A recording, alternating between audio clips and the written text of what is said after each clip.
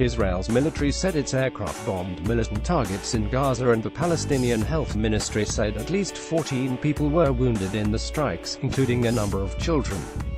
Reports on the number of injured ranged from 14 to 25 people, with one report saying 6 children were wounded. The Israeli military said it had carried out the strikes on a Hamas training camp and on a weapons depot in response to rockets fired earlier from Gaza at Israeli towns.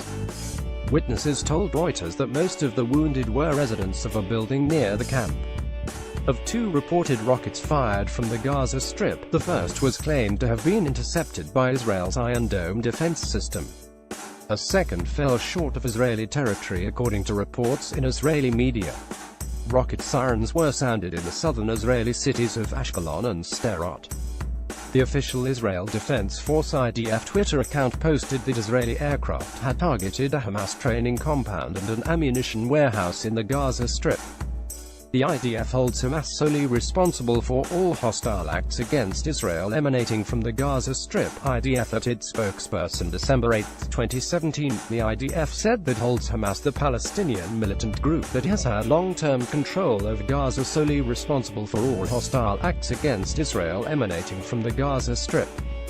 Later, the IDF said that a rocket fired from the Gaza Strip had hit the southern Israeli city of Sderot.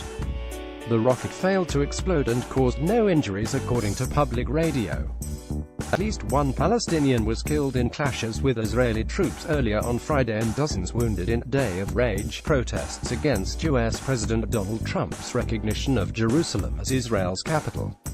It comes as Palestinian officials told the United Nations that the decision by the United States to recognize Jerusalem undermines and essentially disqualifies its leadership role to seek peace in the region. Palestinian Ambassador Riyad Mansour told an emergency meeting of the UN Security Council on Friday that one party cannot continue to monopolize the peace process, especially one that is biased in favor of the occupying power, Israel. Donald Trump officially recognizes Jerusalem as Israel's capital. Mr. Mansour urged the Security Council to denounce what he called the irresponsible U.S.